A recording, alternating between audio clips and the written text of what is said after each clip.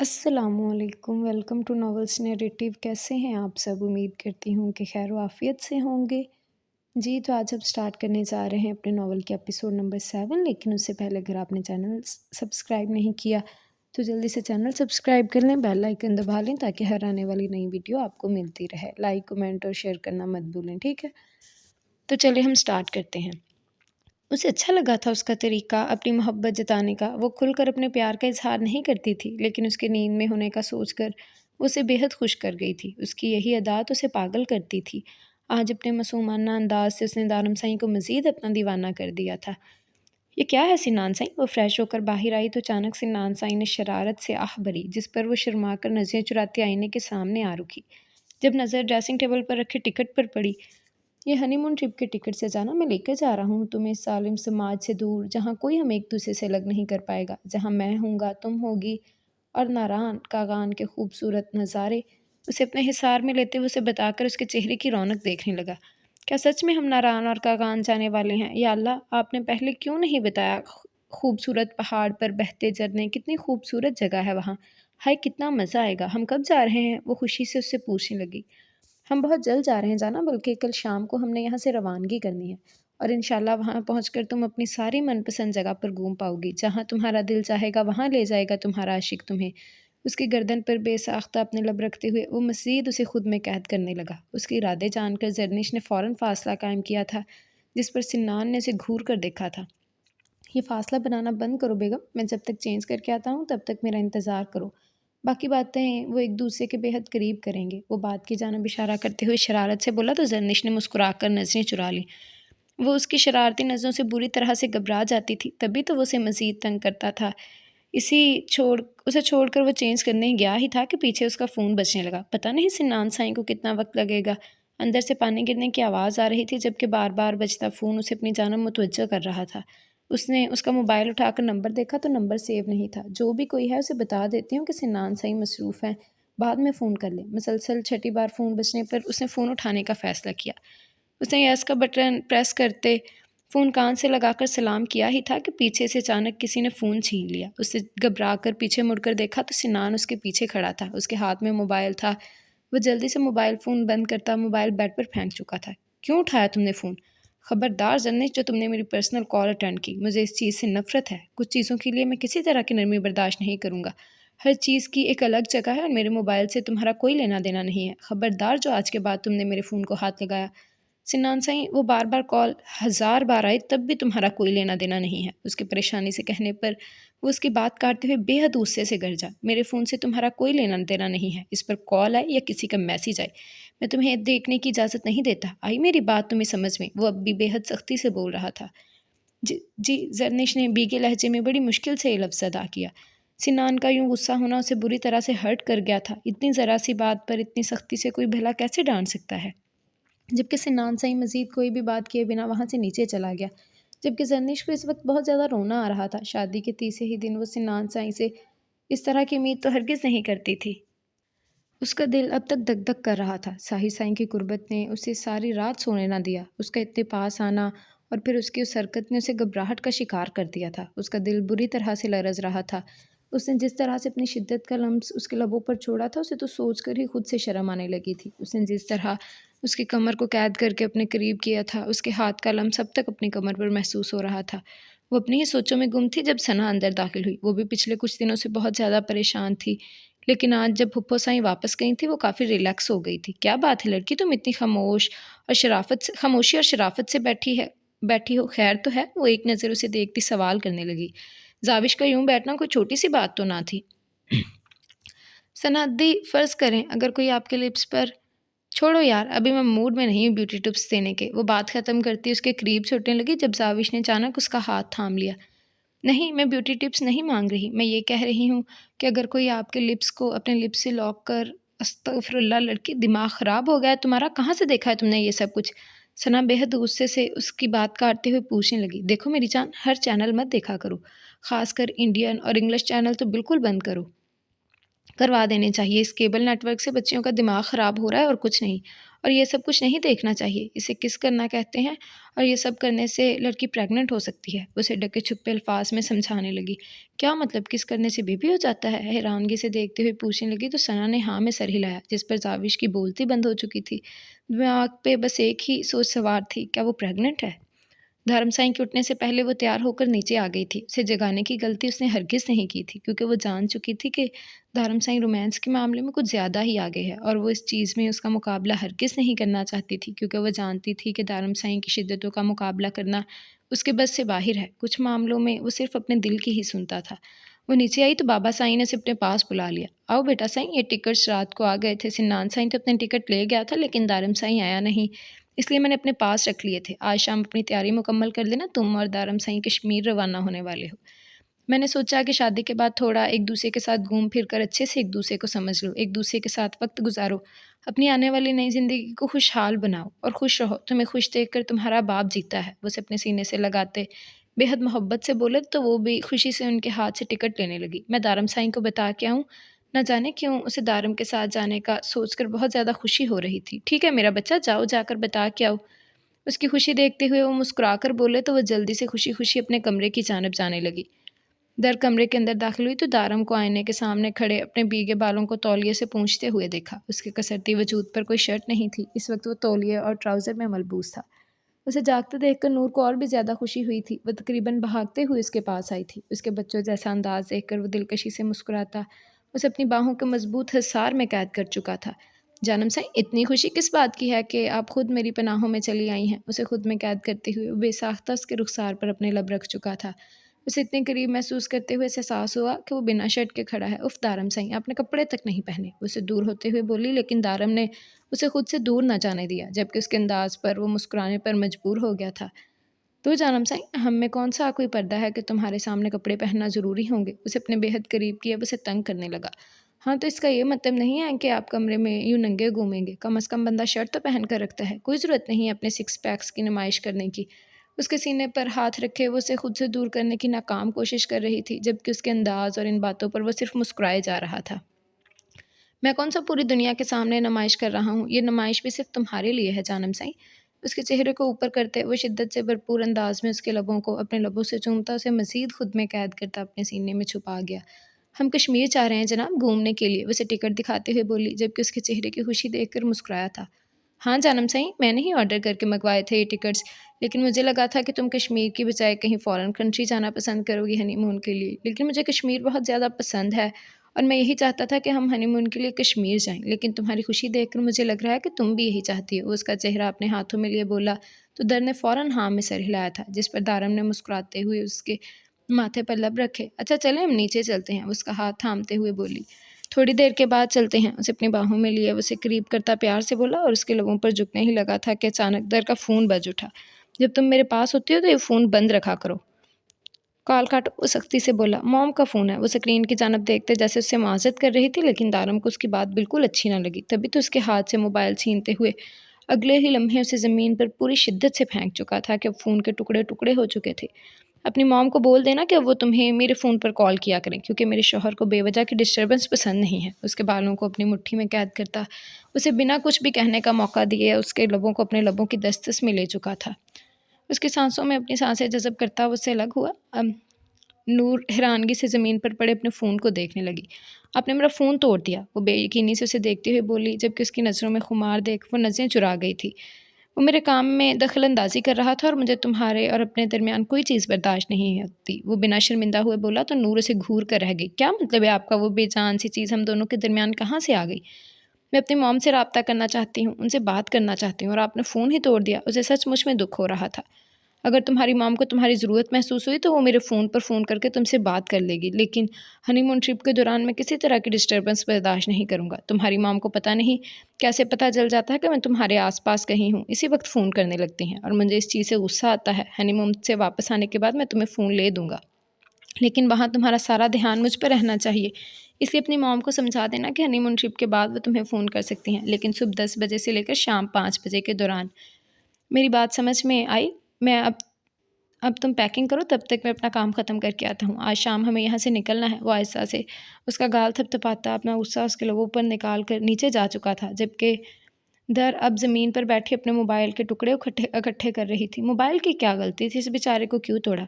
अगर इतनी डिस्टर्बेंस हो रही थी तो बता देते मुझे, मैं फ़ोन बंद करके रख देती। तोड़ने की क्या तुक बनती है? या अल्लाह, मेरा बेचारा फ़ोन! अब मैं हनीमून पर जाकर पिक्चर्स कैसे लूँगी? दारम साईं को तो एहसास तक नहीं है कि मेरा कितना बड़ा नुकसान कर दिया उन्होंने। मैं आपसे बिल्कुल बात नहीं करने वाली दारम साईं, ये आपने अच्छा नहीं किया मेरे साथ। कोई ऐसा करता है क्या? इस नन्हे से मोबाइल का क्या कसूर था जो इस पर इतना गुस्सा निकाल दिया? क्या-क्या सोचा हुआ था मैंने कि वहाँ खूबसूरत नज़ारों में जाकर खूब एन्जॉय करूँगी, और ये क्या हो गया? वो अपने मोबाइल को देखती अफ़सोस से बोली। वो जर्निश को डाँट कर कमरे से बाहर चला आया था। इस वक्त वो सिर्फ़ और सिर्फ़ इस मसले का हल चाहता था। उसने जल्दी से अपना फ़ोन निकाल कर कॉल की। क्या मसला है तुम्हारे साथ मुस्कान? क्यों बार-बार मुझे फ़ोन करके तंग कर रही हो तुम? क्या तुम्हें एक बार मेरी बात समझ में नहीं आती कि मैं तुमसे किसी तरह का कोई ताल्लुक़ नहीं रखना चाहता? दिमाग ख़राब कर रखा है तुमने। गलती हो गई मुझसे तुम जैसी लड़की से ताल्लुक़ जोड़ा। बख़्श दो मुझे खुदारा, जीने दो अब मुझे। दूसरी बार तुम्हारा फ़ोन नहीं आना चाहिए। अगर अब तुमने मुझे फ़ोन किया तो मुझे मजबूरन आकर तुम्हें समझाना होगा। वो बेहद गुस्से से बोल रहा था। जब उसे दूसरी तरफ से आवाज़ सुनाई दी, उसकी एक बात सुनने के बाद उसने एक नज़र हवेली के दरवाज़े की जानब देखा था। मैं वहाँ नहीं आ सकता मुस्कान, मेरे अपने हज़ार मसले हैं। आज मैं ज़रनिश को अपने साथ लेकर जा रहा हूँ। नहीं, मैं तुमसे मिलने नहीं आ सकता। इस बार वो गुस्से से बोला था, जबकि दूसरी तरफ से मुसलसल उसे बुलाया जा रहा था। मुस्कान, तुम मेरी बात को समझती क्यों नहीं हो? हर चीज़ की एक लिमिट होती है और अब तुम अपनी लिमिट क्रॉस कर रही हो। जब मैं तुमसे कह चुका हूँ कि मैं तुम्हारे साथ किसी तरह का ताल्लुक़ रखना ही नहीं चाहता, तो तुमसे मिलने का क्या मतलब है? मैंने तुमसे कहा था पाकिस्तान मत आना, लेकिन फिर भी तुम यहाँ आ गई, और अब यहाँ आकर तुम मेरे लिए अच्छा खासा मसला खड़ा कर रही हो। अगर हवेली में किसी को पता चल गया तो तुम नहीं जानती कितना बड़ा हंगामा हो जाएगा। मुस्कान, प्लीज़ मेरी बात मानो और जितनी जल्दी हो सके वापस चली जाओ। प्लीज़ मेरे दिल में मेरे लिए तुम्हारे दिल में जो भी जज़्बात है, इन सबको यहीं दफ़ना दो। ऐसा कभी मुमकिन नहीं है जैसा तुम चाहती हो। मैं शादी कर चुका हूँ और अल्हम्दुलिल्लाह मैं ज़रनिश के साथ बहुत खुश हूँ। अब मेरी ज़िंदगी में तुम्हारी कहीं कोई गुंजाइश नहीं है। और तुम्हें इस बात को समझना होगा। मुस्कान, तुम बार-बार एक ही बात की ज़िद क्यों कर रही हो? दूसरी तरफ से बात सुनने के बाद वो फिर से ज़रा सख्ती से बोला, ठीक है, मैं आ रहा हूँ तुमसे मिलने के लिए, लेकिन तुम्हें मुझसे वादा करना होगा कि इस मुलाकात के बाद तुम वापस चली जाओगी और कभी वापस नहीं आओगी। और जहाँ तक हमारे ताल्लुक़ की बात है, तो मैं जितना जल्दी हो सके इस ताल्लुक़ को ख़त्म कर दूँगा। ठीक है, मैं आता हूँ तुमसे मिलने के लिए, उसने फ़ोन रखते हुए कहा। उसका इरादा वापस अपने कमरे में जाकर ज़रनिश को मनाने का था, लेकिन अब वो मुस्कान से भी वादा कर चुका था कि वो उससे मिलने आने वाला है। अगर वो ज़रनिश को मनाने के लिए जाता, तो उसे बहुत ज़्यादा वक़्त लग जाता और फिर वो मुस्कान से किया हुआ वादा पूरा नहीं कर पाता, और इस वक़्त मुस्कान को सबसे छुपा कर रखना ही उसके लिए बेहतर था। अगर मुस्कान अपना कहा सच कर दिखाती, तो उसके लिए बहुत सारी मुश्किलात खड़ी हो सकती थीं। ज़रनिश उसके लिए कोई मसला नहीं थी, बल्कि वो उसकी मोहब्बत थी, लेकिन मुस्कान उसके लिए किसी भी तरह की मुसीबत खड़ी कर सकती थी। उसे यकीन था कि अगर मुस्कान वापस ना गई, तो सब कुछ सब कुछ भी गुज़र जाएगा, और अब वो अपनी ज़िंदगी में कुछ भी ख़राब नहीं होने दे सकता था। इसलिए मुस्कान का वापस जाना ही बेहतर था।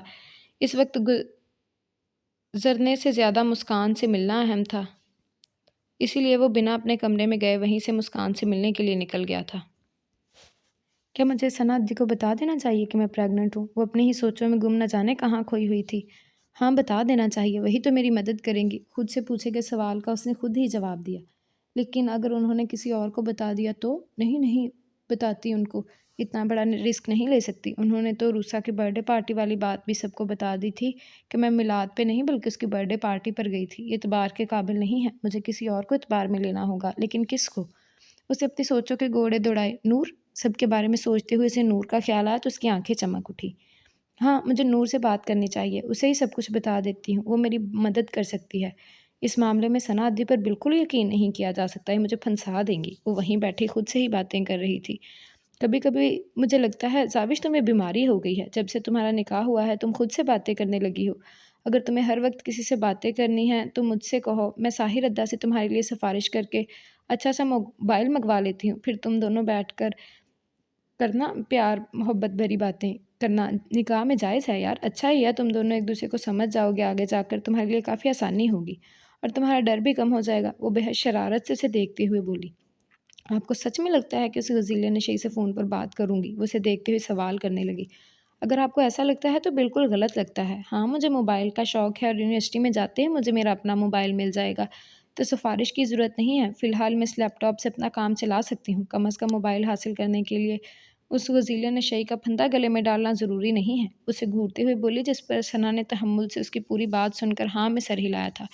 वो सब कुछ तो ठीक है ज़ाविश, लेकिन मुझे एक बात तो बताओ, क्या साहिर अदा जानते हैं कि तुम उन्हें वज़ीले ने शई कहती हो? मुझे यकीन है नहीं पता होगा, क्योंकि अगर उन्हें पता होता तो तुम ज़िंदा ना बचती। मेरा मतलब है कि जब उन्हें पता चलेगा कि तुम उन्हें क्या कहकर पुकारती हो, तो तुम्हारी लाश कहाँ दफ़नानी है, ये बता दो। मैं तुम्हारी अच्छी बहन होने के नाते तुम्हारी आखिरी ख्वाहिश पूरी करूँगी। सना ने बड़े दिल का मुज़ाहिरा किया। या अल्लाह! सना दी, कोई काम की बात भी कर लिया करें, हर वक्त फ़िज़ूल में बहस करती रहती हैं। इतना ज़रूरी काम था मुझे नूर से और आपने बातों में लगा लिया। जा रही हूँ मैं यहाँ से। वो उसे घूरती हुई उसके करीब से उठकर बाहर निकल गई, जबकि सना कंधे उचकाकर अपने मोबाइल में मसरूफ़ हो गई थी। क्या मैं अंदर आ सकती हूँ? वो दरवाज़े पर रुकी इजाज़त माँग रही थी, जब नूर ने उसे देखकर खुशी से फ़ौरन हाँ में सर हिलाया और अपने मोबाइल को एक तरफ रख दिया। उसका ऑपरेशन वो बाद में भी तो कर सकती थी। आओ ना ज़ाविश, तुम वहाँ क्यों खड़ी हो और तुम इजाज़त क्यों माँग रही हो? वो उसे अंदर आने की इजाज़त देते हुए बोली, तो ज़ाविश उसके करीब चौकड़ी मारकर बैठ गई थी। मैं बहुत बड़े मसले में फँस गई हूँ नूर, प्लीज़ मेरी मदद करो। मेरी दोस्त के साथ गड़बड़ हो गई है। वो तो सोच रही थी उसे सब कुछ सच बताएगी, लेकिन आते-आते उसके ज़हन में ये भी ख़्याल आया कि वो सिर्फ़ अब उसकी कज़न नहीं बल्कि उसके सगे भाई की बीवी भी है। कहीं बाद में दारम साईं के कान में ये बात पहुँच जाती कि वो बिना शादी के प्रेग्नेंट है, तो उसे ज़िंदा ज़मीन में गाड़ देते। हाँ, हाँ, ज़ाविश घबराओ मत, मुझे बताओ क्या मसला है, मैं तुम्हारी मदद करूँगी। क्या गड़बड़ हो गई है उसके? इस तरह बुखलाए हुए अंदाज़ पर वो उसे दिलासा देते हुए पूछने लगी। मेरी दोस्त प्रेग्नेंट हो गई है और अब उसे समझ नहीं आ रहा कि वो क्या करे। उसने एक ही सांस में उसे पूरी बात बता दी थी। क्या तुम्हारी दोस्त की शादी हो चुकी है? नूर ने उसकी परेशानी को देखते हुए सवाल किया। नहीं, शादी नहीं हुई, सिर्फ निकाह हुआ है, ज़ाविश ने सोचते हुए बताया। उसे ये भी डर था कि कहीं नूर को सच ना पता चल जाए। तो क्या बच्चा उसके शौहर का ही है? नूर को ये सवाल पूछते हुए बहुत अजीब लग रहा था, लेकिन ज़ाविश की परेशानी बेवजह तो ना थी। हाँ, तो और क्या? ज़ाविश ने फ़ौरन जवाब दिया। चलो बस फिर ठीक है, तुम अपनी दोस्त को से कहो कि अपने शौहर को कहे कि रुखसती करवाए। ऐसे मसलों में रुखसती सबसे बड़ा हल होता है और बच्चा तो अल्लाह ताला की रहमत होता है। तुम अपनी दोस्त को कहो कि तुम लोगों से जो गलती हुई है उसे सुधारो और जल्द से जल्द रुखसती कर लो। इस मसले का और कोई हल नहीं है और इसमें इतना परेशान होने की ज़रूरत नहीं है। निकाह तो हो चुका है ना, सिर्फ रुखसती ही तो होनी है। अगर तुम्हारी दोस्त ज़्यादा परेशान है तो तुम मेरे साथ उसकी फ़ोन पर बात करवा लो। नूर ने उसे मशवरा दिया। नहीं नहीं, मैं समझा दूंगी उसे, तुमने मुझे मसले का हल बता दिया ना, अब मैं उसे बता दूंगी, सब ठीक हो जाएगा। इस मसले का हल रखती है, यही बताना है, उसे मैं बता दूंगी। वो अचानक उसके करीब से उठती तेज़ी से बाहर की जानब भाग गई थी कि कहीं नूर सच में उसे उसके दोस्त को फ़ोन करने पर मजबूर ना कर दे। अजीब लड़की है, पूरी बात तक नहीं सुनी। खैर, अल्लाह इसकी दोस्त की हर परेशानी ख़त्म करे, लेकिन मेरी परेशानी का क्या होगा? वो दोबारा अपने फ़ोन की जानब मुतवज्जा होती कहने लगी। अब दारम साईं से तो वो पक्का नाराज़ होने वाली थी, जिसकी वजह से उसके सारे कॉन्टैक्ट्स डिलीट हो गए थे। इस वक्त उसके पास उसकी माँ का भी नंबर महफूज नहीं था। उनका नंबर उसे ज़बानी बिल्कुल नहीं आता था। पहले तो उसे नान ने उसकी मदद की थी, उसका व्हाट्सएप का नंबर चेंज करके उसके सारे कॉन्टैक्ट्स पाकिस्तान के नंबर में महफूज कर दिए थे। लेकिन अब ये सब कुछ कैसे होगा उसे नहीं पता था और यही वजह थी कि उसे दारम साईं पर बेहद गुस्सा आ रहा था। लेकिन दारम के लिए तो जैसे ये बात कोई अहमियत ही नहीं रखती थी। तो क्या अब मुझे साहिर साईं से इस बारे में बात करनी होगी? क्या मुझे उन्हें बताना होगा कि वो बाबा बनने वाले हैं? हाँ, तो नूर ने बताया तो है कि इस मसले का बस यही हल है। मुझे इन्हें बता देना होगा। ये कोई सिर्फ़ मेरा मसला नहीं है, उनका भी उतना ही है जितना मेरा। आखिर किस तो उन्होंने ही किया था ना। अब मुझे उनसे बात करनी होगी। मुझे उन्हें कहना होगा कि जितनी जल्दी हो सके रुख़्सती का इंतज़ाम करें। लेकिन मैं सारी ज़िंदगी इस वज़ीले नशई के साथ कैसे रहूँगी? ये गलती भी तो मेरी है, मुझे क्या ज़रूरत थी वो बकवास करने की। मेरी ज़ुबान जल जाती, जलकर नीचे गिर जाती। मैं कभी मरकर भी इस जली ज़ुबान का इलाज ना करवाती। लेकिन मेरे मुँह से ऐसी बात निकली तो निकली क्यों? ऐसी क्या मरी जा रही थी मैं रसगुल्ले खाने के लिए कि सीधी मुँह चूमने की बात कर डाली। या अल्लाह जी, मैं क्या करूँ? मैं कहाँ जाऊँ? मैं कहाँ फँस गई हूँ? इस चीज़ का तो सिवाय रुख़्सती के और कोई हल भी नहीं है और इस वज़ीले नशई के साथ ज़िंदगी गुज़ारना मेरे बस में भी नहीं है। प्लीज़ मेरी मदद करें अल्लाह जी, मुझे इस मुसीबत से निकालें। मैं अभी बेबी कैसे सँभालूँगी? अभी तो मैं खुद बेबी हूँ। मैं क्या करूँ? मैं किधर जाऊँ? वो डाइनिंग टेबल पर बैठी खुद से ही बातें करने में मसरूफ़ थी, जब दरवाज़े से साहिर साईं अंदर आता नज़र आया। उसे देखते ही वो उठकर खड़ी हुई। उसके अचानक यूँ खड़े होने पर साहिर साईं के लबों की तराश में मुस्कुराहट नुमायाँ होकर गायब हुई थी। रात के बारे में सोचकर उसका दिल एक बार फिर से बेतरतीबी से धड़का था। वो उसके इतने करीब थी जितना उसने कभी सोचा भी नहीं था।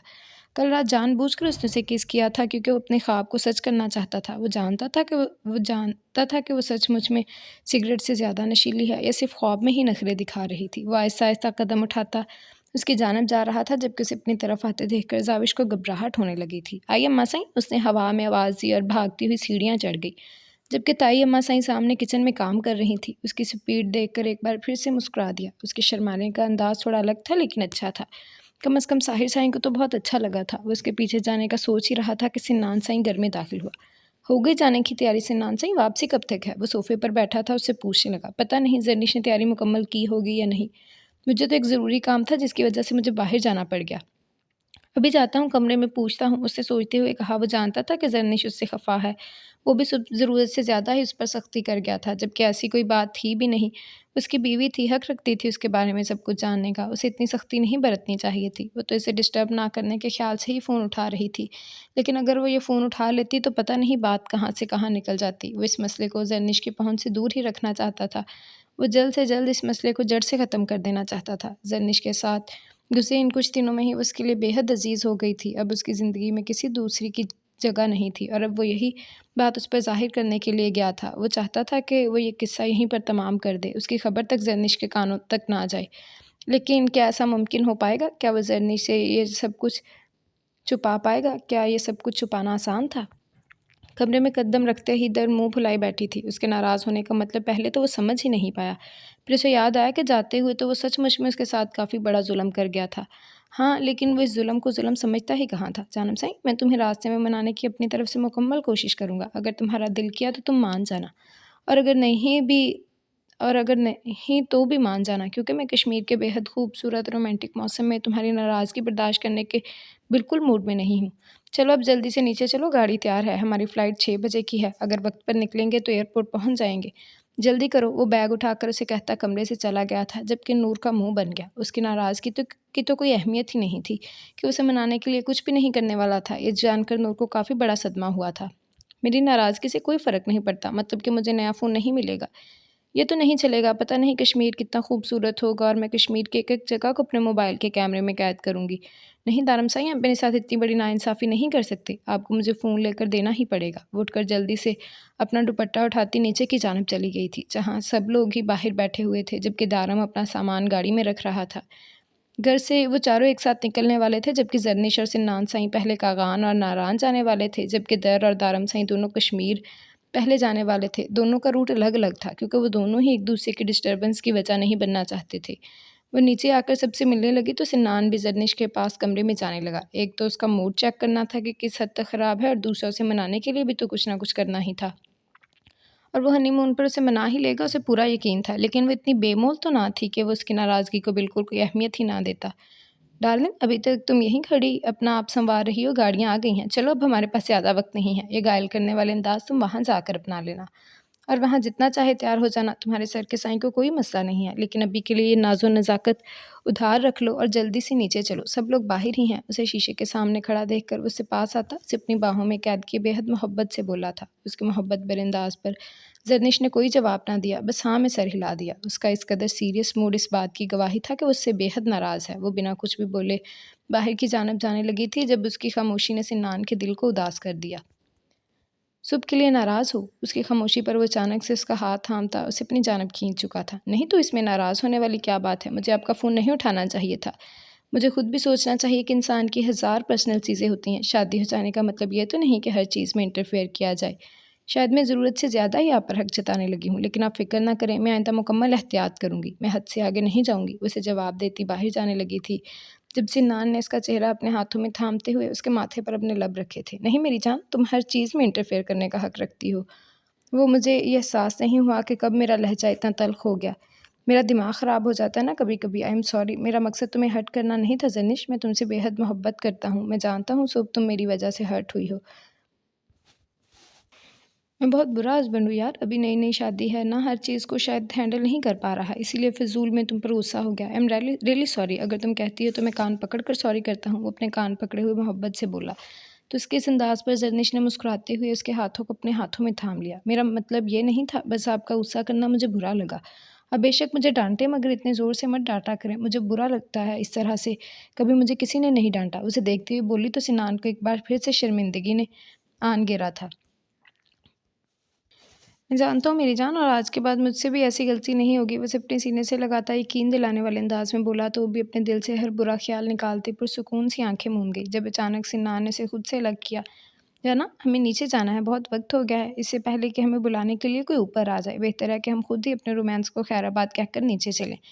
जिसका मेरा बिल्कुल भी दिल नहीं कर रहा, लेकिन क्या करें, मजबूरी है। हनीमून पर भी तो हमें ही जाना है। उसे देखते हुए बेहद शरारती अंदाज में बोला तो जरनिश भी मुस्कुराते हुए इसके साथ नीचे आ गई। वो चारों घर से निकल चुके थे और एक दूसरे के साथ आगे का सफ़र करने वाले थे, जबकि ज़ाविश पहले तो इन सब के जाने की वजह से काफ़ी उदास हो गई थी, लेकिन अब उसे और ही टेंशन लगी हुई थी। उसके दिमाग पर सिर्फ एक ही सोच सवार थी कि अब क्या होगा, वो कैसे साहिर साईं को ये बात बताएगी। वो तो उसके सामने जाने से भी घबरा रही थी। क्या सिर्फ एक छोटी सी किस करने से इंसान प्रेग्नेंट हो सकता है? उसने कमरे में आकर अपने बेड पर बैठते हुए सोचा, ऐसा कैसे मुमकिन है? वो परेशानी से बेड पर लेट गई थी। सना अद्दी कहती हैं तो मुमकिन ही होगा, वैसे भी तो रोहिल ने राहुल ने अंजलि को सिर्फ और वैसे भी तो राहुल ने अंजलि को सिर्फ किस किया था और वो प्रेग्नेंट हो गई थी। और मेरे साथ भी बिल्कुल ऐसा हुआ है। मेरी ज़ुबान हमेशा मुझे धोखा देती है। इसे मेरे पास होना ही नहीं चाहिए था। नहीं अल्लाह जी, आई एम सॉरी, मैं आपकी नेमत को हरगिज़ बुरा नहीं कह रही। वो तो अपनी ही किस्मत ख़राब है। नहीं अल्लाह जी, आई एम सॉरी, किस्मत का रोना भी नहीं रोना चाहिए। ये तो आपने लिखी हुई है। मेरा दिमाग ख़राब है। नहीं अल्लाह जी, आई एम सॉरी, ये भी तो आपने दिया है। अगर नहीं दिया तो थोड़ी अकल भी दे देते।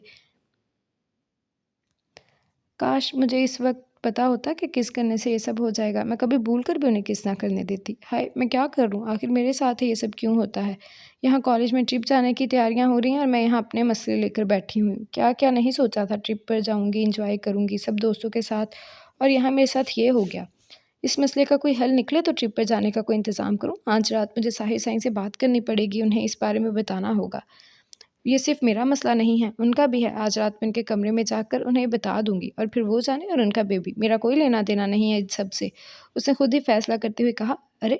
ऐसे कैसे लेना-देना नहीं है? बेबी तो मेरा भी है, मेरा लेना-देना है, लेकिन ज़्यादा साहिर साईं का है।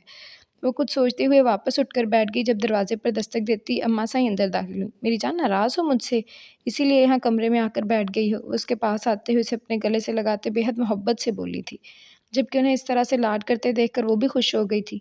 आजा नीचे, मैं तुम्हारे लिए रसगुल्ले बना रही हूँ, अब अपनी नाराज़गी ख़त्म करो, वो प्यार से समझाते हुए बोली थी, जबकि उनके रसगुल्ले के ज़िक्र पर उसका रोने का दिल कर रहा था, लेकिन मजबूरी ये थी कि ये बात वो सिवाय साहिर साईं के और किसी को नहीं बता सकती थी। उसे सबसे ज़्यादा गुस्सा तो रसगुल्ले पर आ रहा था, जिसकी वजह से नौबत यहाँ तक आ गई। अब क्यों तुम्हारा मुँह बना हुआ है? चलो अब नाराज़गी ख़त्म करो और जल्दी से नीचे आओ, मैं तैयार कर चुकी हूँ मेरा बच्चा। उसका माथा चूमते बेहद लाड से उसे बुलाकर नीचे जा चुकी थी, जबकि ज़ाविश बेचारी बेबसी से उठकर नीचे जाने लगी थी। अगर उसकी माँ को पता चल जाता इन रसगुल्लों की वजह से वो कितनी बड़ी गलती कर चुकी है, तो अपने हाथों से उसका गला घोंट देती। वो लोग एयरपोर्ट पर उतरे थे। 2 घंटे की तवील फ़्लाइट के बाद वो अपने रास्ते जाने वाले थे।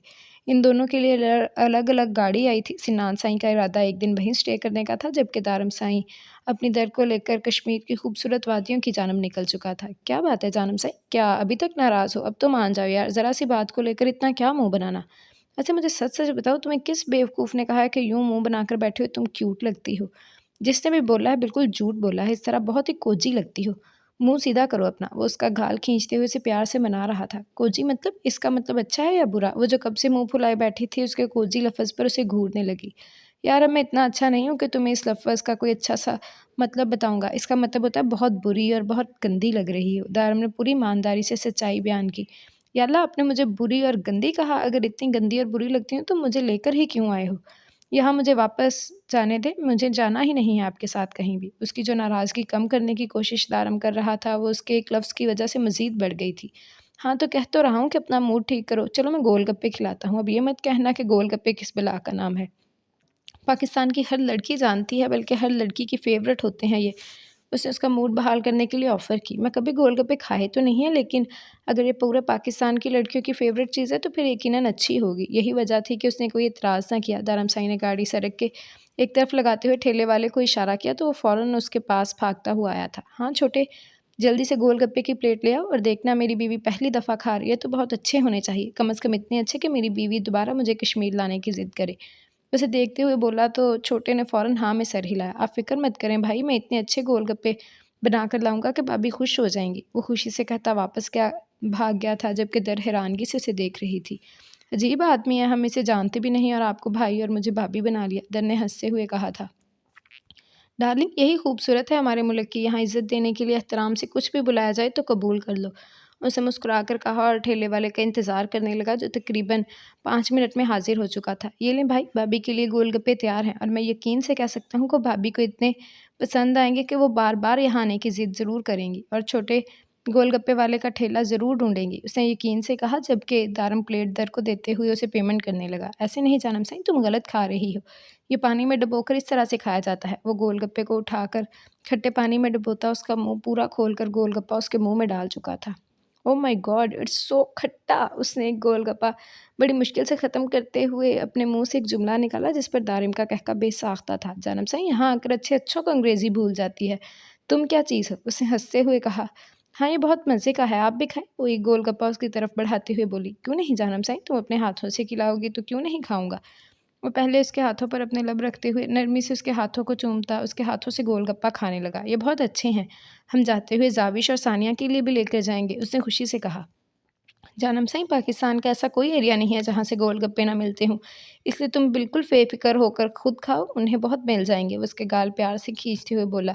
शुक्र है उसका मूड ठीक हो गया था। वो जानता था जब तक उसे उसका फ़ोन याद नहीं आता तब तक उसका मूड ठीक रहेगा। रात 11:30 बजे का वक्त था। वो शाम से ही उसका इंतज़ार कर रही थी, लेकिन वो घर वापस आया तो सीधा बाबा साईं के कमरे में चला गया। न जाने उनके साथ 2 घंटे कौन सी मीटिंग जारी रही। इस दौरान भी वो सब्र तहम्मुल से उसका इंतज़ार करती रही। जब वो बाहर आया तो उसने मुलाज़िमा को उससे खाने के लिए पूछने का कहा, लेकिन उसने मुलाज़िमा को काफ़ी सख्ती से जवाब दिया कि उससे ये सवाल पूछने के लिए उसकी मनकूहा इस घर में मौजूद है, तो बेहतर है कि वो अपना काम करे और जाए। जब उसे भूख लगेगी वो ज़ाविश को बता देगा। वो तो उसके सामने भी नहीं जाना चाहती थी, लेकिन उसे उससे बात भी करनी थी। काफ़ी देर वो उसका इंतज़ार भी करती रही, लेकिन अब नीचे जाने की हिम्मत नहीं हो रही थी। अगर उसने दोबारा वही हरकत की तो? खैर, अभी तक तो उसकी तरफ से बुलावा नहीं आया था, जिसको लेकर ज़ाविश को और भी ज़्यादा टेंशन हो रही थी। हो सकता है वो खाना खाकर अपने कमरे में जाकर सो गए हों और मैं उनसे बात के इंतज़ार में ही बैठी रहूँ। नहीं, नहीं, मुझे इनसे बात करनी होगी। इससे पहले कि मामला बिगड़ जाए, मुझे उनसे शादी की बात करनी होगी और वो भी आज ही। उसने खुद फ़ैसला करते हुए नीचे की जानब कदम उठाए थे। अब बार या पार वो इस ज़हनी टेंशन से तो निकल कर रहेगी। आज सारा दिन उसे कुछ भी नहीं खाया था। अम्मा साई तो ख़ासी परेशान हो गई थीं कि आखिर उनकी बेटी को अचानक हो क्या गया है। पहले तो वो यही सोच रही थी कि शायद रसगुल्ले ना मिलने की वजह से वो उनसे ख़फ़ा है, तभी तो उसे मनाने के लिए उन्होंने रसगुल्ले तक बना दिए, लेकिन उसने वो भी ना खाए। उसके तो हलक से कुछ उतर ही नहीं रहा था, जिसकी वजह से ये सब कुछ हो रहा था। वो अपने कमरे में आराम फ़रमा रहा था, जिसकी वजह से उसे ना सिर्फ़ साहिर पर बहुत ज़्यादा गुस्सा आ रहा था, बल्कि टेंशन भी हो रही थी कि वो उसके कमरे में जाकर कहेगी क्या? कहना क्या है, साफ-साफ कह दूँगी कि मैं आपके बच्चे की माँ बनने वाली हूँ। आपकी वजह से ये सब कुछ हुआ है और अब मुझसे शादी करें और जितना जल्दी हो सके रुखसती करवाएँ, क्योंकि इस मसले का बस एक यही हल है। वो सीढ़ियाँ उतरते हुए अपनी सारी बातें ज़हन में महफ़ूज़ कर चुकी थी। साहिर साईं के कमरे के बाहर आकर एक लंबी साँस खींची और ज़ोर से दरवाज़ा खटखटाया और ख़ुद आँखें बंद करके खड़ी हो गई। दरवाज़ा खुलने की आवाज़ आई, तब भी उसने आँखें खोल कर नहीं देखा था। मासूम लोमड़ी, क्या यहाँ खड़े होकर ख्वाब देख रही हो या नींद में चलकर यहाँ आई हो? वो उसे आँखें बंद किए देखकर उससे सवाल करने लगा। मुझे आपसे बहुत ज़रूरी बात करनी है, वो नज़रें झुकाए हुए बोली। ठीक है, करो। उसका नज़र उठाकर उसकी जानब ना देखना, ना जाने क्यों साहिर साईं के दिल के तार छेड़ रहा था। क्या मैं अंदर आ सकती हूँ? उससे सवाल किया तो साहिर ने पूरा दरवाज़ा खोलकर उसे अंदर आने की इजाज़त दी। आओ, ज़रूर आओ, तुम्हारा ही कमरा है, आगे फ्यूचर में तुम्हें इसी में रहना है। उसे खुले दिल से अंदर बुलाते हुए दरवाज़ा बंद कर चुका था। अब बोलो, क्या कहना चाहती हो तुम? वो उसके सामने खड़ा सवाल कर रहा था। मैं आपके बच्चे की माँ बनने वाली हूँ। वो उसे देखते हुए सामने वाले को 440 वॉट का झटका दे चुकी थी। एक तवील सफ़र तय करके वो होटल में पहुँचे थे। नूर का थकावट से बुरा हाल था, इसलिए वो आते ही सो गई थी। दारम ने भी उसे तंग ना किया था, बल्कि वो भी काफ़ी ज़्यादा थक चुका था। वो खुद भी आराम करना चाहता था। होटल का सब कुछ चेक करने के बाद वो आराम की नीयत से अपने कमरे में आया तो नूर को सोते हुए पाया। नूर तो जल्दी ही गहरी नींद में उतर चुकी थी। उसने उसके आने का इंतज़ार भी ना किया, बल्कि फ़्रेश होना भी उसने ज़रूरी ना समझा था। जबकि दारम इस वक्त सफ़र की थकावट दूर करने के लिए पहले शावर लेना चाहता था। वो दर को तंग किए बिना अपने कपड़े निकाल कर शावर लेने चला गया। वापस आया तो दर को यूं ही गहरी नींद में पाया। इन कुछ ही दिनों में वो दर को बहुत अच्छे तरीके से समझ गया था। दर के साथ किसी किस्म का कोई मसला ना था, बस तवज्जो चाहती थी, मोहब्बत चाहती थी। उसकी माँ ने उसके दिमाग में लोगों के ख़िलाफ़ बहुत सारी बातें कर रखी थी। वो अच्छे से समझ चुका था कि दर इन सब लोगों के बारे में क्या सोचती है। दर को यहाँ दौलत के लिए बेचने वाली भी उसकी माँ ही थी। कल सुबह जब दर का फ़ोन बज रहा था, उसने फ़ोन तो ना उठाया, लेकिन कॉल ख़त्म होने के बाद आने वाले मैसेजेस को वो समझ चुका था। दर की माँ चाहती थी कि दर दारम के करीब भी ना आ जाए, यहाँ तक कि दर को फ़ोर्स कर रही थी कि वो दारम के साथ रूड बिहेव करे और घर में भी वो किसी के साथ क्लोज़ होने की कोशिश ना करे, वो सबसे दूरी बना कर रखे, सबसे बदतमीज़ी करे और जितना जल्दी हो सके दारम से तलाक लेकर वापस आए। समरा ने दर को कठपुतली बनाकर भेजा था, सिर्फ़ और सिर्फ़ दौलत के लिए, लेकिन दारम शाह के लिए उसकी बीवी कोई खिलौना नहीं थी जिसे वो किसी को भी खेलने की इजाज़त दे देता। उसने बहुत आसानी से अपनी दर से दूर कर दिया था। उसका फ़ोन तोड़कर अब ना तो उसके पास समरा का नंबर था और ना ही अपना फ़ोन। उसे यकीन था आने वाले 1 महीने में वो समरा को हर तरह से दर से दूर रख पाएगा। वह हैरानगी से उसे देख रहा था। उसकी बात ने उसे सच में झटका ही तो दे दिया था। वो उससे इस तरह की बात की उम्मीद तो कर ही नहीं सकता था। काफ़ी देर तो वो कुछ को बोलने के काबिल ही ना रहा, जबकि वो यूँ ही सर झुकाए अपनी बात मुकम्मल करने के बाद उसके जवाब की मुंतज़िर थी। वो नहीं जानती थी कि इस बात पर वो किस तरह से रिएक्ट करेगा। उसका नया शोशा कम से कम साहिर शाह की समझ से तो बाहर था, इसलिए तो काफ़ी देर तक वो कुछ बोल ही नहीं पाया। क्या कहा तुमने? एक दफ़ा फिर से कहना ज़रा। वो काफ़ी सोचने के बाद उसे यही लगा कि ज़रूर उसके सुनने में ही कोई गलती हो गई हो, वरना जो वो समझ रहा था इस बात की तो कोई तुक ही नहीं बनती थी। ये यकीनन उसकी गलतफ़हमी थी। जबकि साहिर शाह के इस तरह से कहने पर वो शिकवा भरी निगाहों से उसे देखती, फिर चेहरा झुकाकर बोली, फिर से क्या कहना है साहिर शाह? मैं आपके बच्चे की माँ बनने वाली हूँ। आप बाबा बनने वाले हैं। आपने मुझे किस किया था ना किचन में, अब उस किस की वजह से मैं प्रेग्नेंट हो गई हूँ। और अब इस मसले का बस एक ही हल है और वो हल रुख़्सती है। जितनी जल्दी हो सके बाबा साईं से मेरी रुख़्सती की बात करें, वरना बहुत ज़्यादा मसला हो जाएगा। उसकी बात को सीरियस ना लेने पर उसे बहुत गुस्सा आया था, लेकिन अपना गुस्सा पीते हुए वो एक बार फिर से समझाते हुए बोली। लेकिन अब भी वो ख़ामोशी से बस उसे देखे जा रहा था। शायद कभी इस तरह की सिचुएशन के लिए तैयार नहीं था। वो भी शॉक्ड हो गया था इस खबर पर। हाँ, हाँ, हाँ, वो जो उसकी तरफ से इस मसले का हल तलाश करने आई थी, उसे यूँ कहका लगाते देखकर हैरान रह गई। जबकि साहिर साईं का हँस-हँस कर बुरा हाल था। वो अपना पेट पकड़े कभी एक तरफ तो कभी दूसरी तरफ जाता कह के लगा रहा था। तुम माँ बनने वाली हो, वो भी मेरे बच्चे की। हाँ, हाँ, हाँ, मैं बाप बनने वाला हूँ। वो हँसते हुए बेड पर बैठ गया। सिर्फ़ एक किस करने से नौबत यहाँ तक आ पहुँची कि मैं बाप बनने वाला हूँ। वो बुरी तरह से हँसते हुए बेड पर गिरता अचानक बेड से ही नीचे गिर गया। उसे पागलों की तरह हँसते ज़ाविश ने भी पहली बार देखा था। या तो बच्चे की खबर सुनकर वो पागल हो गया था या फिर उसे ज़रूरत से ज़्यादा खुशी हो रही थी।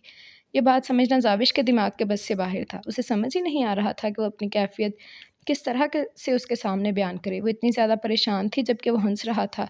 उसे इस तरह हँसते देखकर ज़ाविश को मज़ीद गुस्सा आ रहा था। यहाँ उसका परेशानी से बुरा हाल था और वो पागलों की तरह कह के लगा रहा था। मैं सीरियस हूँ साहिर साईं। उसने अपनी बात की जानिब मुतवज्जो करने की कोशिश की। सीरियस तो मैं भी होने की कोशिश कर रहा हूँ, लेकिन मुझसे नहीं हुआ जा रहा। तुम प्रेग्नेंट हो, मेरा मतलब है तुम माँ बनने वाली हो और मुझे पता ही नहीं। तुमने मुझे बताया भी नहीं। कितनी गलत बात है ज़ाविश। वो फिर से कहका लगाकर बोला, लेकिन उसकी रोने जैसी शक्ल देखकर खुद को कंट्रोल किया।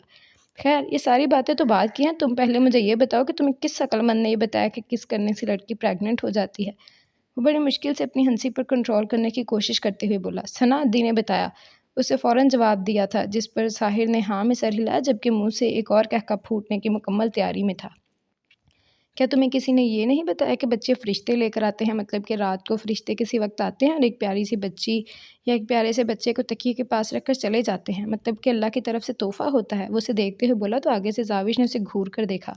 आप क्या मुझे बेवकूफ़ समझते हैं? आपको क्या लगता है मुझे पता नहीं जब तक लड़की प्रेग्नेंट ना हो तब तक बेबी नहीं आ सकता और फ़रिश्ते नहीं आते बल्कि लड़की हॉस्पिटल जाती है और बेबी लाती है। उसे अपनी अक्लमंदी दिखाते हुए बोली। वो इतनी बेवकूफ़ ना थी जितना वो समझ रहा था। अरे वाह! तुम्हें तो सब पता है और तो और तुम्हें तो ये भी पता है कि किस करने से बेबी हो जाता है। मैं पता नहीं क्यों शादी के इंतज़ार में बैठा हूँ। यहाँ तो किस करने से बेबी हो रहे हैं। वह हैरान-सा कम आवाज़ में बोला, आप क्या बोल रहे हैं? पहले मेरे मसले का हल निकालें। उसे खुद से बातें करते देखकर ज़ाविश फिर से बोली थी। साहिर ने एक नज़र उसकी तरफ देखा और आहिस्ता से उठता उसके करीब चला आया था। तुम्हारे मसले का हल मैं निकालता हूँ, तुम बिल्कुल बेफ़िक्र हो जाओ। मैं आज ही बाबा साईं से बात करता हूँ रुख़्सती की। वो आहिस्ता से उसकी कमर में हाथ डालता उसे अपनी जानिब खींच चुका था। और फिर रुख़्सती के बाद मैं तुम्हें बताऊँगा कि आखिर बेबी होते कैसे हैं, क्योंकि जैसे तुम सोचती हो वैसे तो हरगिज़ नहीं होते। उसे अपने बेहद करीब करते हुए बोला। उसकी गर्म सांसें ज़ाविश के चेहरे से टकरा रही थीं। तो फिर कैसे होते हैं? ये हो तो रहा है हमारा बेबी। वो फिर से बोली तो साहिर साईं की घनी मूँछों तले अनाबी लब एक बार फिर से मुस्कुराए थे। नहीं हो रहा, लेकिन तुम फ़िक्र मत करो, रुख़्सती होते ही मैं तुम्हारी ये ख़्वाहिश पूरी कर दूँगा। क क्या मतलब? उसका इतना पासा आना ज़ाविश को नर्वस कर गया था। छोड़ो ये सब बातें, तुम मुझे ये बताओ कि कहाँ किस किया था मैंने तुम्हें? वो उसकी नर्वसनेस को इग्नोर करता, उसके माथे को अपनी उँगली के पोरों से छूता, उसकी चमकती पेशानी पर अपने लब रख चुका था। यहाँ या फिर यहाँ? वो उसके दोनों गुलाबी गालों पर बारी बारी लब रखता उससे पूछने लगा। उसके मोहब्बत भरे लम्स पर वो थरथराने लगी थी। या फिर यहाँ उसके होंठों पर अपनी उँगली रखता, उसके लरजते वजूद को कैद करते हुए उसके लबों पर झुक गया। उसकी सांसें जैसे कैद होकर रह गई थी। वो बेहद नरमी से उसके होंठों की नरमी को महसूस करता, उसके होंठों को आज़ाद करता उसकी सुराहीदार गर्दन पर झुकने ही लगा था कि ज़ाविश फ़ौरन उससे दूर होने की जिद्दोजहद करने लगी। साहिर उसे नरमी से खुद से अलग करके पीछे हट गया। क्या हुआ? तुम इस तरह से डर क्यों रही हो? बात यहाँ बेबी तक आ पहुँची और तुम एक किस पर इस तरह से घबरा रही हो? ऐसे तो नहीं चलेगा डार्लिंग। जब तुम सबको बताओगी कि तुम मेरे बच्चे की माँ बनने वाली हो तो ताई अम्मा साईं तो तुमसे बहुत सारे सवाल करेंगी। तो क्या उनसे ये कहोगे कि मैं तुम्हें किचन में किस किया था जिससे तुम प्रेग्नेंट हो गई? उसे दूर हटते और यूँ घबराता देखकर वो लुत्फ़अंदोज़ हुआ था। आपकी कोई बात मुझे समझ नहीं आ रही। पता नहीं आप क्या कहना चाहते हैं। मैं ये बात किसी को भी नहीं बताना चाहती। हम बगैर किसी को कुछ बताए भी तो रुखसी कर सकते हैं ना? उसे देखते हुए बेहद मासूमियत से बोली। उसकी बात पर साहिर का बहुत दिल किया एक बार फिर से कहका लगाने का या फिर उसकी अकल पर मातम करने का। उसकी गुर्बत पर वो पहले ही बेहाल हो रही थी। उससे इतनी दूर खड़ी वो अब दरवाज़े के बिल्कुल पास आ चुकी थी कि अब अगर साहिर उसके करीब आया तो वो फ़ौरन बाहर भाग जाएगी। तुम सच में इतनी मासूम हो या मुझे बेवकूफ़ बनाने की कोशिश करती रही हो ज़ाविस? सारा दिन फ़िल्मों में, ड्रामों में घुसी रहती हो। तुम्हें ये भी नहीं पता कि बच्चे कैसे पैदा होते हैं? उसे देखते हुए सवाल करने लगा। मुझे पता है हीरो हीरोइन को किस करता है तो बेबी हो जाता है। फ़ौरन से पहले जवाब आया था। हाँ, लेकिन आवाज़ बेहद कम थी। तब तक तो मैं तुम्हें बहुत सारे किस कर चुका हूँ, तो इस हिसाब से तो मेरे दर्जनों बच्चे पैदा हो जाने चाहिए बेवकूफ़ लड़की। अगर बच्चे पैदा करना इतना आसान होता तब तक पाकिस्तान की आबादी 22 करोड़ से 100 करोड़ हो चुकी होती। पता नहीं कब अकल आएगी तुम्हें किस करने से बच्चा पैदा हो रहा है यहाँ। मैं तो फ़िज़ूल में रुख़्सती का इंतज़ार कर रहा हूँ और ये मासूम लोमड़ी निकाह के बाद में फ़ौरन ही मुझे बाबा सही बनाने की तैयारियाँ कर रही है। ये फ़िज़ूल बकवास और कितने लोगों के सामने करके आई हो? क्या तुमने सना को बताया है? अब उसे ये फ़िक्र होने लगी थी कि उसकी ये बेवकूफ़ी पूरी हवेली में नशर ना हो चुकी हो। नहीं, मैंने तो किसी को भी नहीं बताया, सिर्फ़ आपको ही बता रही हूँ। सबसे पहले नूर ने यही कहा था कि बच्चे के बाबा साईं को सबसे पहले बताना है। उसने ही तो बताया था कि इस मसले का हल सिर्फ़ रुख़्सती है। क्या तुमने नूर को भी बता रखा है? अब उसे सच में दूसरा झटका लगा था।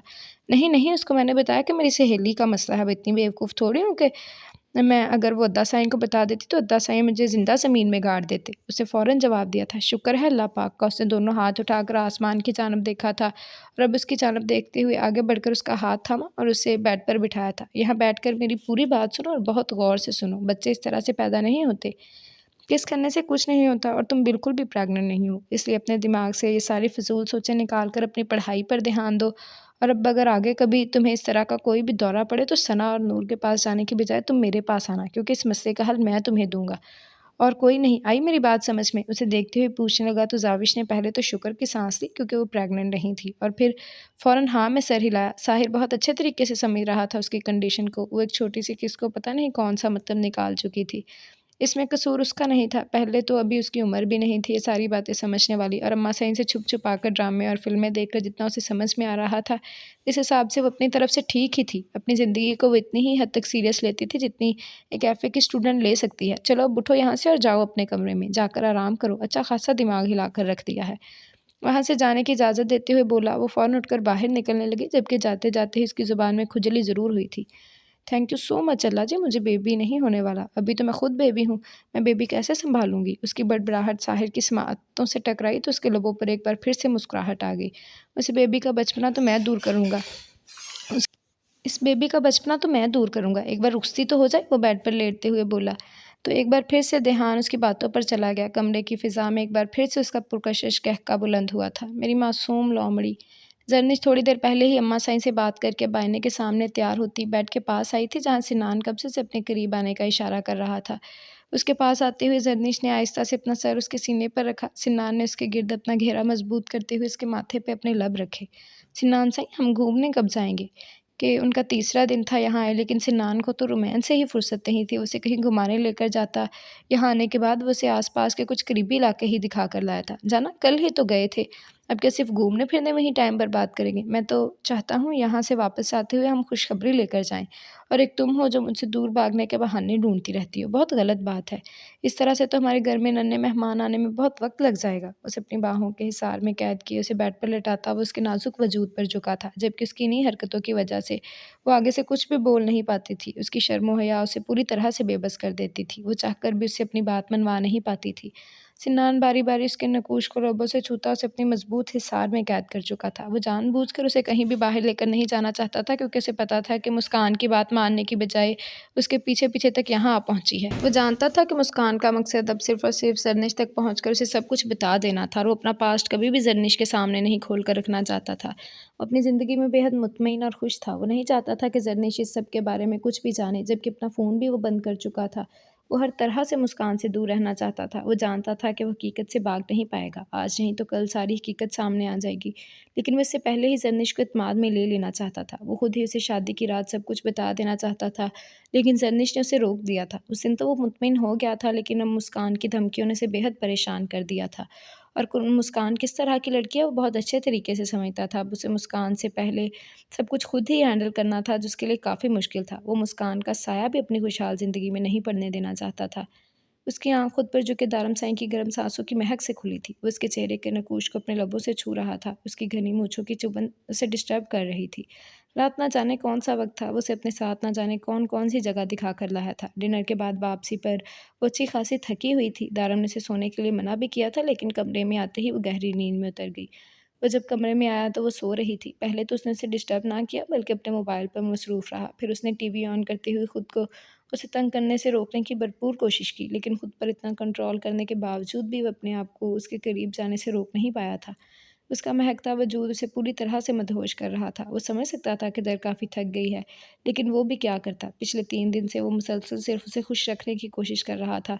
वो जो करती, जहाँ कहती, वो उसे लेकर जा रहा था, क्योंकि वो नहीं चाहता था कि उसके चेहरे की मासूम सी मुस्कुराहट मानत पड़े। वो जब भी समरा से बात करने का ज़िक्र करती, वो किसी न किसी तरीके से उसकी बात टाल देता था। वो समझ सकता था कि वो समरा को इतनी आसानी से अपनी और इसकी ज़िंदगी से निकाल नहीं सकता, लेकिन उसे दूर रखने की कोशिश तो कर सकता था। बचपन से दर ने अपनी माँ की तवज्जो नहीं पाई थी और वो अपनी माँ की तवज्जो की तलबगार थी। जब दर ने पाकिस्तान आकर अपने बाप से अपना हिस्सा माँगने की बात की, तब समरा के दिल में लालच आ गया और उसकी सोई हुई ममता भी जाग गई। लेकिन उसकी झूठी मोहब्बत का दिखावा दर को ट्रेप करने के लिए काफ़ी था। वो उसे अच्छी निगाहों से देखने लगी। उसकी निगाहों में उसकी माँ बहन कसूरवार मजबूर बन गई और जिस तरह से समरा ने उसे उसका बाप और ख़ानदान दिखाया, उसने उसी तरह से देखा। लेकिन यहाँ आने के बाद उसकी सोच बदल रही थी। यकीनन वो इन सब लोगों से अटैच हो रही थी, लेकिन अटैचमेंट नहीं, मोहब्बत होना ज़रूरी है। वो ये तो जानता था कि दर उससे हमेशा से मोहब्बत करती है, लेकिन वो कितनी मोहब्बत करती है, ये जानना ज़रूरी था। क्या वो उसकी मोहब्बत के लिए अपनी माँ को छोड़ सकती थी? ये मुश्किल था, बहुत मुश्किल था। इस बात में कोई शक नहीं था कि वो अपनी माँ को बहुत अरसे पहले से छोड़ चुकी थी, लेकिन समरा की झूठी ममता ने उसे एक बार फिर से अपनी जानब मुतवज्जो कर लिया था। उसकी माँ थी और माँ के हर रूप से मोहब्बत हो ही जाती है। माँ चाहे किसी भी रूप में आए, उसे खुद से दूर नहीं किया जा सकता और दर के साथ भी इस वक्त वही हो रहा था। समरा इस वक्त उससे अपनी झूठी मोहब्बत जताकर अपना काम निकलवा रही थी और दारम को उसे समरा की झूठी मोहब्बत के जाल से निकाल कर अपनी सच्चाई दिखानी थी। अपनी सच्ची मोहब्बत दिखानी थी। उसे भी तो अपनी मोहब्बत का एहसास दिलाना था। वैसे भी उसे यहाँ सिर्फ़ घूमने-फिरने के लिए तो नहीं लाया था। उसे यहाँ लाने की असल वजह तो उसे अपनी मोहब्बत का एहसास दिलाना था और एहसास दिलाने के लिए बहुत सारे तरीके थे। हाँ, लेकिन दारम शाह का अंदाज़ थोड़ा अलग था। दारम चाहता था कि दर को उसकी आदत हो जाए। दर चाह कर भी उससे अलग ना रह पाए। वो उसकी रूह में उतर जाना चाहता था, उसकी सांसों में बस जाना चाहता था। "जानम साईं, क्यों तड़पा रही हो? उठ जाओ ना यार, यूँ आशिक पर ज़ुल्म करना अच्छी बात तो नहीं।" उसके चेहरे पर जा-बेजा अपने लब रखता वो उसे जगा रहा था। "सोने देना दारम साईं, मैं बहुत थक चुकी हूँ।" उसके लबों पे अपना मरमरी हाथ रखते हुए उसने करवट बदलने की कोशिश की, जब अचानक ही दारम ने उसे कंधे से थामकर अपने साथ लगा लिया। "लड़की, मैं तुम्हें यहाँ सोने के लिए नहीं लाया। तुम्हारी ख्वाहिश मैंने पूरी की है, मेरी ख्वाहिशात का एहसास करो।" उसकी थोड़ी को थामते ऊपर करते हुए उसके लबों पर झुका था। लड़की नींद लम्हे में उड़ी थी। "दारम साईं, छोड़िए ना प्लीज़।" उसके बेबाक अंदाज़ पर अपना आप छुड़वाने की नाकाम कोशिश करने लगी, जबकि दारम तो अपनी ही खुमारी में डूबा हुआ था। उसके लबों को अपने लबों की कैद में लेता वो पूरी तरह से मदहोश हो चुका था। दर काफ़ी देर उसे समझाती रही, लेकिन जब दारम के जज़्बात हद से गुज़रने लगे तो उसे ये सारी मज़ाहमत बेकार लगी। उसे रोकना उसके बस से बाहर था। इस मामले में वो सिर्फ़ अपने दिल की सुनता था।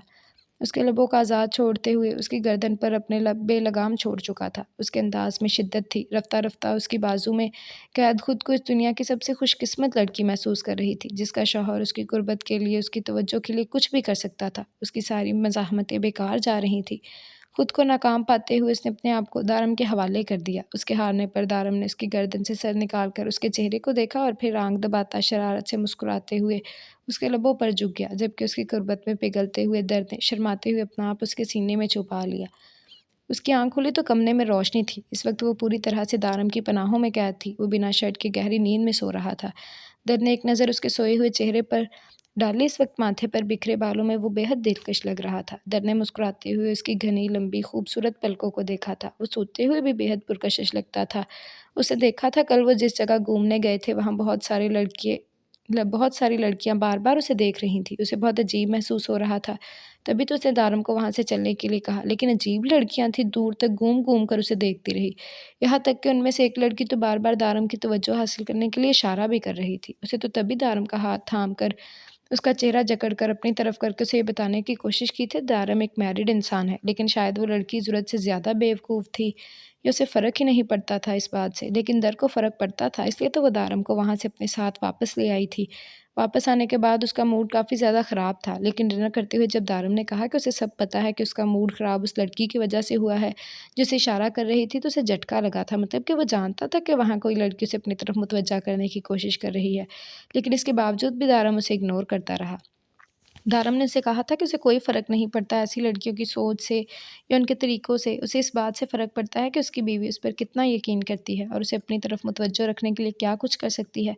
मतलब कि वो उसकी भी सारी हरकतों को काफ़ी गौर से नोट कर रहा था और शायद एन्जॉय कर रहा था। उसे उस वक़्त अपनी बेवकूफ़ी पर बहुत गुस्सा आया था। लेकिन ये सोचकर अच्छा भी लगा था कि दारम उसकी तबीयत के हर पहलू से वाकिफ़ है। कल कमरे में आते हुए दारम ने उसे कहा था कि जब तक वो कमरे में ना जाए तब तक दर सो नहीं सकती। वहाँ दारम को उसका कोई जानने वाला मिल गया था जिसने दारम को ज़बरदस्ती अपने साथ ही नीचे रोक लिया। वो रुकना तो नहीं चाहता था, लेकिन उस आदमी के बार-बार कहने पर रुक गया और फिर जब कमरे में आया तब दर सो गई। सिर्फ़ उसे तंग करने के लिए सोई थी, लेकिन दारम ने रात को ही उसे वापस जगा दिया था। जबकि अब वो उसे किसी तकिए की तरह खुद में दबोच कर सोता था। उसे अपना आप उसके बाजुओं से आज़ाद करवाने की कोशिश की तो दारम ने ज़रा-सी आँखें खोलकर उसे घूर कर देखा और एक बार फिर से उसके नाज़ुक से वजूद को खुद से लगाते आँखें बंद कर गया था। दारम साईं उठे ना, बहुत वक़्त हो गया है, देखें तो सही दिन का 1 बज रहा है, हम क्या सारा दिन यहीं सोते हुए गुज़ारेंगे? उसके कसरती बाजू पर अपना नाज़ुक सा हाथ रखते हुए उसे जगाने की कोशिश कर रही थी। हाँ, तो तुम्हें कौन-सा जल्दी जाग कर कोई मेडल मिल जाएगा, सो जाओ अभी बहुत वक़्त है, शाम को किला देखने जाएँगे। उसे दोबारा खुद में कैद करता वैसे ही आँखें बंद करके बोला। वो दारम साईं वाओ! दारम साईं वैसे किले में क्या है? वो उसकी बंद आँखों को अपनी उँगलियों से छूती हुई पूछने लगी तो दारम ने आहिस्ता से उसकी उँगलियों को थामते हुए अपने लबों से लगाया। कुछ ख़ास नहीं, बस इतना पता है कि कोई राजा हुआ करता था जो दुश्मनों की बेटी से मोहब्बत कर बैठा था और दुश्मनों की बेटी ने चाल चलकर राजा को अपनी मोहब्बत के जाल में फंसा लिया। राजा अपना महल छोड़कर उस किले में आकर रहने लगा। उसने उस लड़की की मोहब्बत के लिए सारी दुनिया को ठुकरा दिया। दौलत, शोहरत, ऐशो-इशरत हर चीज़ बुलाकर वो बंजारों जैसी ज़िंदगी गुज़ारने लगा। उसे अपनी बाहों में कैद किए वो आहिस्ता-आहिस्ता बता रहा था, तो क्या उस लड़की को राजा से कभी मोहब्बत नहीं हुई? उसकी सच्ची मोहब्बत ने क्या उसके दिल में अपने लिए मोहब्बत नहीं जगाई? उसे सचमुच में उस राजा से हमदर्दी हो रही थी। वो लड़की भी उस राजा की मोहब्बत में कैद हो गई थी, लेकिन उसे एहसास हुआ तब तक बहुत देर हो चुकी थी। वो अक्सर उस किले में राजा से मिलने के लिए आती थी और फिर इस खेल को ख़त्म करने के लिए उसने अपने बाप को बता दिया कि राजा कहाँ छुप कर बैठा है। उस पर हमला करते हुए दुश्मनों ने राजा को जान से मार डाला और जब उस राजा की मौत की खबर उस लड़की तक पहुँची, तब वो उस राजा से मोहब्बत कर बैठी थी। उस लड़की ने राजा की लाश पर जाकर चीख-चीख कर अपनी मोहब्बत को कबूल किया था, लेकिन तब तक बहुत देर हो चुकी थी। राजा दुनिया छोड़ चुका था। कहते हैं कि वो लड़की राजा की मौत के बाद पागल हो गई थी। वो न जाने कितने साल उसी किले में भटकती रही और फिर एक दिन राजा की यादों के साथ वो भी हमेशा के लिए एक याद बनकर रह गई। सुनने में तो ये भी आया है कि आज भी सच्ची मोहब्बत करने वालों की रूहें वहाँ मिलती हैं। वो अपनी बात ख़त्म करता एक बार फिर से उसे अपने सीने में बींध चुका था। धर्म सिंह, क्या वहाँ राजा और उस लड़की की कब्र भी है? उसके सीने से सर निकालते हुए वो काफ़ी उदासी से बोली। जानम सिंह, मैं ये तो नहीं जानता कि कहानी सच्ची भी है या नहीं। मुझे तो लगता है कि किले को देखने के लिए ज़्यादा से ज़्यादा लोग आए, इसीलिए लोगों ने कहानी बना रखी है। मतलब मुझे ये लगता है कि इस कहानी में कोई सच्चाई नहीं है, सिर्फ़ एक झूठ है और कुछ नहीं। और तुम इस चीज़ को लेकर इमोशनल हो रही हो? दारम अपने ख़्यालात बयान करते हुए बोला तो दर को काफ़ी बुरा लगा। धर्म साईं, आप ऐसे कैसे किसी की सच्ची मोहब्बत को झूठा कह सकते हैं? हो सकता है ये सब कुछ सच हुआ हो, सच में 2 मोहब्बत करने वाले बिछड़ गए हों। हो सकता है उनकी सच्ची मोहब्बत इस कोयले के रूप में लोगों तक पहुँचती हो। हमें किसी की सच्ची मोहब्बत को गलत नहीं कहना चाहिए। वो लड़की बेवकूफ़ थी जो राजा की सच्ची मोहब्बत को समझ नहीं पाई और अपनी मोहब्बत का इज़हार करने में देर कर दी। मुझे यकीन है इस कहानी से बहुत सारे लोगों ने बहुत कुछ सीखा होगा। हो सकता है लोग इस चीज़ को समझ गए हों कि कुछ चीज़ें वक्त पर हो जाएं तो ही बेहतर है। उस लड़की को धोखा देने वाले उसके अपने ही थे, उसके खून के रिश्ते कैसे उसे इस्तेमाल करते रहे। अगर वे बात समझ जाती तो शायद वो गलतियां ना करती जो उसने की और हमेशा के लिए राजा को खो दिया। मुझे यकीन है इस कहानी से बहुत सारे लोग ये समझे होंगे कि आपकी मोहब्बत के लिए सब कुछ छोड़ दें। उसे कभी छोड़ना नहीं चाहिए जो आपके नाम से जीता है, उसे मारना नहीं चाहिए। दर खोए-खोए से अंदाज़ में बोली, जबकि दारम कब से उसके मुँह से ये सारी बातें सुन रहा था। कितनी मिलती-जुलती थी उसकी और उस राजा की कहानी। दुश्मनों ने अपनी बेटी का इस्तेमाल करके राजा को मौत दी थी। दुश्मनों ने ये भी ना सोचा था कि जो उजड़ रहा है वो उनका अपना खून है। बिल्कुल उसकी माँ के जैसे। जिस तरह राजा की कहानी में दुश्मनों ने अपनी बेटी को खुद बर्बाद किया था, इसी तरह समरा को कोई फ़र्क नहीं पड़ता था कि उसके इस खेल में दर किस तरह से बर्बाद होगी। काश वो उसे इस कहानी का वो हिस्सा दिखा पाता जिस वक़्त उसकी अपनी ज़िंदगी में हो रहा था। लेकिन फ़र्क था इस कहानी के राजा और दारम शाह में। दारम शाह इतना बेबस नहीं था कि अपनी मोहब्बत को इस तरह इस्तेमाल होने देता। बोले ना, हम कितने बजे जा रहे हैं वहाँ? वो अपनी ही सोचों में गुम था जब दर्द ने उसका कंधा हिलाया। बताया तो सही, शाम 5 बजे। उसकी बेताबी पर वो मुस्कुराते हुए बोला था। इतना लेट? तब तक हम क्या करेंगे? वो हैरानगी से उसे देखते हुए पूछने लगी तो दारम की आंखें शरारत से चमकी। करने के लिए तो बहुत कुछ है, बस तुम ताउन करो। वो उसके नाजुक से वजूद को खुद में कैद करते हुए दिलकशी से मुस्कुराया। नहीं, बिल्कुल भी नहीं। जल्दी से उठें और फ्रेश हो जाएं। मुझे भूख लगी हुई है। नीचे चलकर कुछ खाते हैं। उसके लबों पर अपना मरमरी हाथ रखते हुए उसकी बेबाक जसारतों पर कंट्रोल करने की नाकाम कोशिश कर रही थी। यार, बहुत ही कोई ज़ालिम किस्म की लड़की हो तुम। तुम्हें अपने मासूम शौहर पर बिल्कुल तरस नहीं आता। तुमसे बेहतर तो वो कल वाली लड़की थी। क्या इशारा कर रही थी? अपना नंबर भी फेंका था उसने। दारम उसे देखते हुए शरारत से बोला तो धर ने उसे घूर कर देखा, जिस पर दारम फ़ौरन अपने लबों पर उँगली रखकर ज़िप का इशारा किया था। उसके अंदाज़ पर वो मुस्कुराते हुए उठकर फ्रेश होने चली गई। इस बार दारम ने उसे बिल्कुल तंग नहीं किया था। यार, इतनी हसीन लगोगी तो पागल कर दूँगी। दर फ्रेश होकर आईने के सामने अपने बाल तौलिए से सुखा रही थी जब अचानक दारम उसकी गर्दन से बाल हटाते उसकी गर्दन पर मौजूद शबनम के नन्हे कतरों को अपने लबों से चूमने लगा। मेरा तो कोई इरादा नहीं है किसी को पागल करने का, लेकिन अगर कोई खुद ही पागल होना चाहता है तो मुझे कोई एतराज़ नहीं। उसे फासला बनाते हुए वो उसकी जसारतों से बचने की कोशिश कर रही थी। तुमने पागल कर दिया जानम साईं, तुम अपने मकसद में पूरी तरह से कामयाब हो रही हो। उसकी नाजुक कमर को थामते हुए उसे अपने बेहद करीब करते हुए बोला और साथ ही उसकी गर्दन पर झुकते हुए अपने लबों से उसकी सुराहीदार गर्दन को चूमने लगा। अभी थोड़ा फ़र्क बाकी है, मैं तो बिल्कुल पागल कर दूंगी। उसकी बाहों में कैद वो शरारत से खिलखिलाई। अगर पागल होना इतना हसीन है तो हाँ, मैं पागल होना चाहता हूँ। उसके नाजुक लबों को अपने लबों से चूमता वो उसे खुद में छुपा लेना चाहता था। दोस्त ते दारम जानम साईं, उसके नाजुक सरापे को खुद में कैद किए वो जा बजा अपने लबों की मेहर लगा रहा था। मतलब उसकी जसारतों से बेहाल होती वो उसकी बात पर पीछे हटी। उसे देखते हुए पूछने लगी तो दारम दिलकशी से मुस्कुरा दिया था। इसका मतलब कि तुम अहमक हो, बेवकूफ़ हो, पागल हो? उसके मतलब पूछने पर वो हँसते हुए बोला। दोस्त दारम का मतलब अहमक, बेवकूफ़ और पागल होता है? वो पूछने लगी तो दारम ने मुस्कुराकर हाँ में सर हिलाया। तो फिर दोस्त दारम का मतलब ये हुआ कि दारम अहमक, बेवकूफ़ और पागल है। वो खिलखिलाते हुए बोली तो उसकी बात पर वो उसे घूर कर रह गया। वो कितनी आसानी से उसके अल्फाज़ उसी पर लटा रही थी। लेकिन इन लफ्ज़ों का मतलब बहुत खूबसूरत है जो कम से कम इस वक़्त उसे बताने के बिल्कुल मूड में नहीं था। अम्मा साईं, बाबा साईं कब आएँगे? ये वो तकरीबन 16वीं बार आकर उनसे पूछ रही थी। कुछ ना कुछ बात तो ज़रूर थी, लेकिन उनसे वो कुछ भी बोल नहीं रही थी। उसे बस इतना ही कहा था कि उसे बाबा साईं से बहुत ज़रूरी बात करनी है। वो बात क्या है, ये जानने का तजस्सुस तो अब अम्मा साईं को भी हो गया था। ऐसी कौन-सी बात है बेटा साईं जो तुम्हें सिर्फ़ अपने बाबा साईं को बतानी है? मुझे भी तो बताओ, आखिर कौन-सी बात करने के लिए तुम उनका इतना ज़्यादा इंतज़ार कर रही हो? आपको बताने वाली बात नहीं है, ये मेरा और मेरे बाबा का टॉप सीक्रेट है और मैं आपको अपने और बाबा के पर्सनल मैटर में इन्वॉल्व नहीं करना चाहती। अगर आपको बता दिया तो आप पहले ही इनकार करके बाबा को मना करने के लिए कह देंगी। इन मामलों में तो आप वैसे भी मेरे साथ सौतेली बेटियों जैसा सलूक करती हैं, इसलिए जब बाबा आएँगे मुझे बता दीजिएगा। उनकी बात पर गर्दन अकड़ाती कमरे से बाहर निकल ही रही थी कि पीछे से अम्मा साईं का जूता आ लगा। हाय, मैं मर गई, मार डाला मुझे अम्मा साईं, आप कितनी ज़ालिम खातून हैं। ज़रा तरस नहीं आता आपको अपनी मासूम औलाद पर? वो कंधा सहलाते हुए बोली। अगर मासूम औलाद तुम जैसी होती है तो पता नहीं शैतान औलाद किसे कहते हैं। यहाँ आओ वापस और बताओ मुझे कि तुम्हें तुम्हारे बाबा साईं से ऐसी कौन-सी बात करनी है जिसकी वज़ह से तुम सुबह से कमरे के 30 चक्कर लगा चुकी हो। वो ज़रा सख्ती से बोलीं तो ज़ाविश उन्हें अधूरी बात बताकर पछताई। नहीं अम्मा साईं, मुझे आपको नहीं बताना। मैं जानती हूँ अगर मैंने आपको बता दिया तो अब आप बाबा साईं को पहले ही मना कर देंगी। वो मुझे इजाज़त ही नहीं देंगे। वो मुँह बनाती बेहद मासूमियत से उनके पास बैठी बोली तो अम्मा साईं को कुछ-कुछ समझ में आने लगा था। पिछले हफ्ते तुम ट्रिप की बात कर रही थी ना कि तुम्हारे कॉलेज में कोई ट्रिप जाने वाला है। ये उसी ट्रिप से जुड़ी हुई कोई बात तो नहीं? देखो ज़ाविश, अगर तुमने अपने बाबा साईं के सामने इस मामले में ज़िद की तो मैं तुम्हारे सर पर एक बाल नहीं छोड़ूँगी। मुझे बहुत अच्छे तरीके से जानती हो तुम। अम्मा साईं ने बातों ही बातों में से धमकी लगाई थी। नहीं, नहीं अम्मा साईं, मैं बिल्कुल ज़िद नहीं करूँगी। बस बाबा साईं से इजाज़त लूँगी, अगर इजाज़त दे दी तो ठीक है, अगर इजाज़त ना दी तो ना सही। वो बेहद मासूमियत से अपनी एक्टिंग के जौहर दिखा रही थी, लेकिन सामने उसकी अम्मा थी।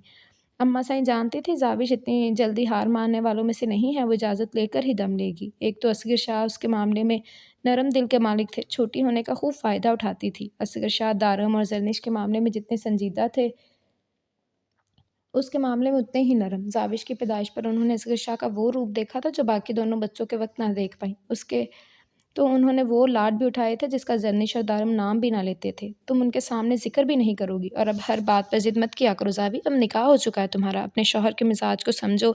अपना वक़्त बर्बाद करने से बेहतर है कि तुम अपने शौहर के बारे में जानो। उसे समझा रही थी और वो इस रोज़ वाले टॉपिक से ख़ासी बेज़ार हो चुकी थी। समझती तो हूँ मैं उनके मिज़ाज को। देखें, आज मैंने उनके लिए अपने हाथों से बिरयानी बनाई है। उसने फ़ौरन अपना एहसान जताया था जो आज शाम ज़रीन बेगम ने ज़बरदस्ती उससे साहिर साईं की पसंद की बिरयानी बनवाई थी। कोई एहसान नहीं किया तुमने उसके लिए खाना बनाकर। शौहर है तुम्हारा, तुम ख़्याल नहीं रखोगी तो कौन रखेगा? और वैसे भी आज तुम्हें बिरयानी बनाने की ज़रूरत क्या थी? आज तो साहिर साईं घर ही नहीं आने वाला। दारम साईं घर पे नहीं है ना, तो डेरे पर बहुत काम है। सब कुछ साहिर साईं ने ही सँभालना है। अम्मा साईं अपनी ही धुन में बोले जा रही थी, जबकि ज़ाविश के लिए ये झटका काफ़ी था।